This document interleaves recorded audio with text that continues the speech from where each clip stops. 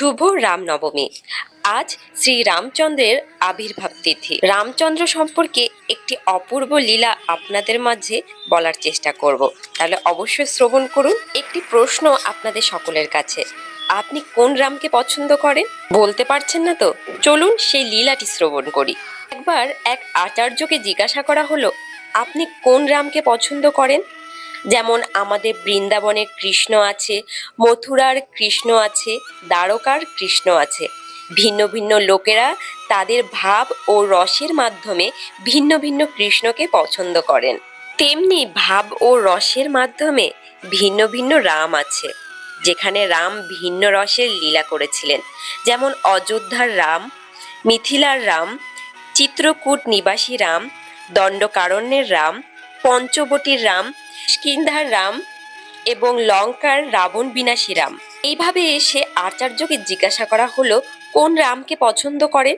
সে আচার্য বললেন, আমি লঙ্কার রামকে বেশি পছন্দ করি। আর আপনারা কোন রামকে পছন্দ করেন অবশ্যই কমেন্ট করে জানাবেন। আর সেই আচার্য বললেন, আমি লঙ্কার রামকে বেশি পছন্দ করি, যেখানে রাম রাবণকে বিনাশ করেছে। খুবই আশ্চর্যজনক, কারণ আমাদের যদি বলা হতো তাহলে আমরা অন্যান্য রামকে পছন্দ করতাম, কখনোই লঙ্কার রামকে পছন্দ করতাম না। কিন্তু সেই আচার্য বললেন, আমি লঙ্কার রামকে পছন্দ করি। এত স্থান থাকতে তিনি কেন লঙ্কার রামকে পছন্দ করেছেন? তার কারণ কি জানেন? তার কারণ, অন্য সকল স্থানে কেউ না কেউ রামকে আমন্ত্রণ করেছিল।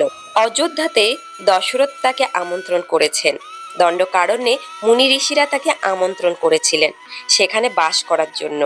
চিত্রকূটে বাল্মীকি মুনি তাকে পথ দেখিয়েছেন যাওয়ার জন্য। পঞ্চবটিতে অগস্ত্যা মুনি দেখিয়েছেন কিভাবে সেখানে যেতে হয়। এই সকল স্থানে রামকে আমন্ত্রণ করা হয়েছিল।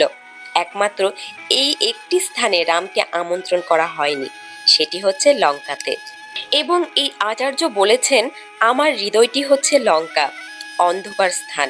আমার হৃদয়ে এত বেশি জড় বাসনা রয়েছে যে রামকে আমন্ত্রণ করার জন্য কোনো বাসনা আমার নেই। সেই জন্য আমি লঙ্কার রামকে পছন্দ করি। কারণ তাকে আমন্ত্রণ করা না হলেও তিনি সেখানে গিয়েছিলেন আর রাবণকে বিনাশ করেছিলেন।